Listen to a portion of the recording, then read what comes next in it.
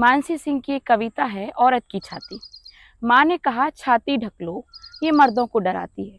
मैं चुप रही, जैसे पीढ़ियों से औरतें चुप रही, जिन्हें सिखाया गया था कि देह का बोझ नजर से ही मापा जाता है।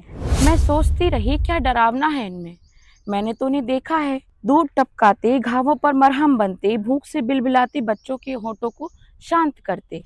वो दिन याद है मुझे, जब मेरे वक्ष पहली बार उभरे, शरीर की भोली शाखों पर फूटे पहले अखोए। बचपन बीता, देह ने आकार लिया और बन गई एक घोषणा पत्र, जिसे समाज ने पढ़ना चाहा बिना मेरी अनुमति के।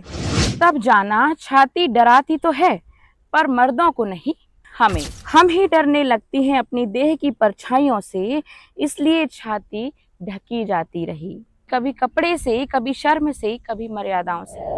मर्दों की छाती खुलेपन में गर्व करती है और औरतों की छाती चुपचाप सिकुड़ जाती है, जिसे ढकना ही नैतिकता का प्रथम श्लोक माना जाता है।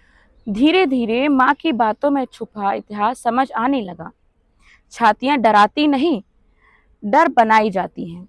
एक सुनियोजित भय जो स्त्री की सांसों में सदियों से रोपा गया है, क्योंकि छाती जब तक माँ है पूज्य है, पर जब वे स्वयं की हो जाती है तो संकोच की पर्याय और पुरुषों की दृष्टि की परिधि में अराजकता का केंद्र। और जब स्त्री के भीतर का भय पिघलता है तो वह दुपट्टा ओढ़ने से इनकार कर देती है।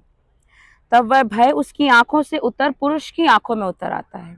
तब समाज दहाड़ता है, छुपाओ इसे, यह मर्यादा से बाहर है, दुपट्टा लो, कि उभारों से विकार उपजते हैं। पर तुम बताओ माँ, विकार कहाँ उपजे? मेरे वक्ष में, या उस आंख से जो हर उस स्त्री को अपने अधिकार की वस्तु समझती है?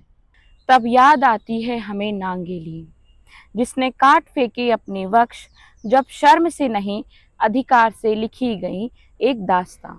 जिस दिन स्त्री की छाती स्वाभिमान का चोला ओढ़ती है, उस दिन समाज की भाषा बदलती है और कानून की लय कांपती है। सुनो माँ, अब मैं तुम्हारी बातों को आधा सुनती हूँ, आधा नकार देती हूँ। तुम्हारी चेतना में जो डर रोपा गया था, मैं उसे मिट्टी से उखाड़कर आकाश की ओर फेंक चुकी हूँ।